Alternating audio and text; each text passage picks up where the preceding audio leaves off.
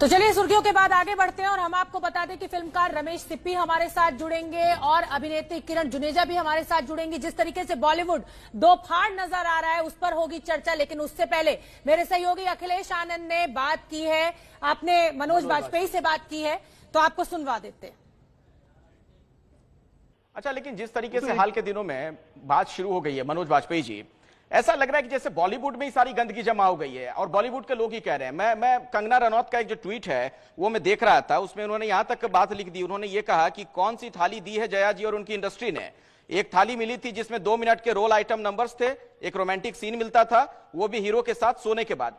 इस तरह की बातें जब कही जाती हैं मनोज जी, आपको क्या लगता है कि ये सही है या आपको चोट पहुंचती है? आप भी बॉलीवुड के हैं, आप ने भी वहां लंबे वक्त तक काम किया। नहीं, मैं फ्रीडम ऑफ एक्सप्रेशन में बहुत बड़ा यकीन रखता हूँ और मुझे लगता है कि वो फ्रीडम ऑफ एक्सप्रेशन हर किसी के पास होना चाहिए। उनकी अपनी राय है और वो उनके अपने अनुभव हैं, उन्होंने कहा है।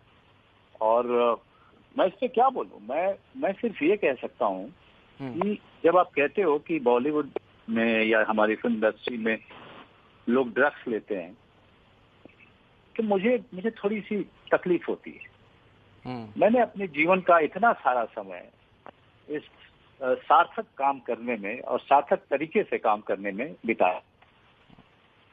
तो आपका कहना यह है कि हम सब लोग ड्रग्स लेते हैं, हम सब लोग उस तरह की गैर कानूनी हरकतों में शामिल हैं।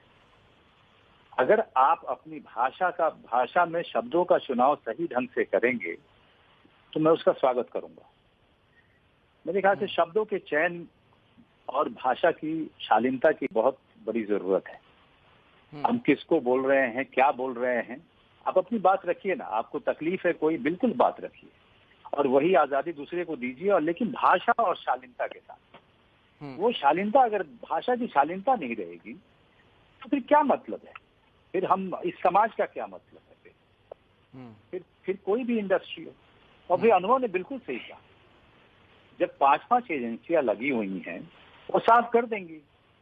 अगर यहाँ पर किसी भी तरीके की गंदगी है, किसी भी तरीके का ऐसा काम हो रहा है जो गैर कानूनी है, असामाजिक है, वो साफ कर देंगी।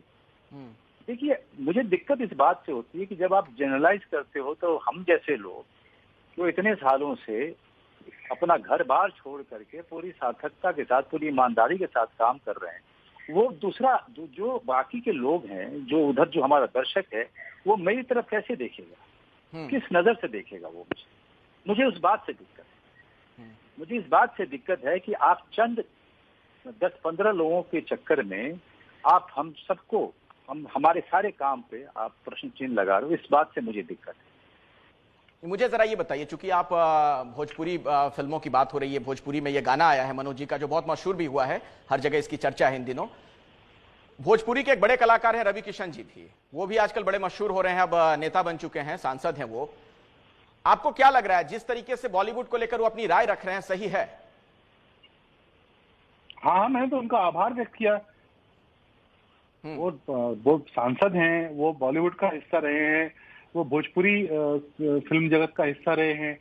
तो मैंने तो ट्विटर पे उनको आभार व्यक्त किया कि अच्छा हुआ उन्होंने बोला इस विषय में। वो उनसे बल्कि मैंने आग्रह किया कि वो भोजपुरी इंडस्ट्री के बारे में भी कुछ बोलें, क्योंकि ये लोग हमारे प्रतिनिधि हैं ना दोनों फिल्म इंडस्ट्रियों में। लेकिन जया बच्चन जो उन्हें सलाह दे रही हैं, कह रही हैं कि जिस थाली में खाते हैं कुछ लोग उसी में छेद करते हैं, तो क्या आपको लगता है कि सलाह उनकी सही है रवि किशन जी को? बिल्कुल, जया जी के पीछे खड़ा हुआ हूं। लेकिन क्या सफाई की जरूरत है बॉलीवुड में कोई, आपको लगता है क्या? हर समाज में, हर इंडस्ट्री में सफाई की जरूरत है, पूरी दुनिया में।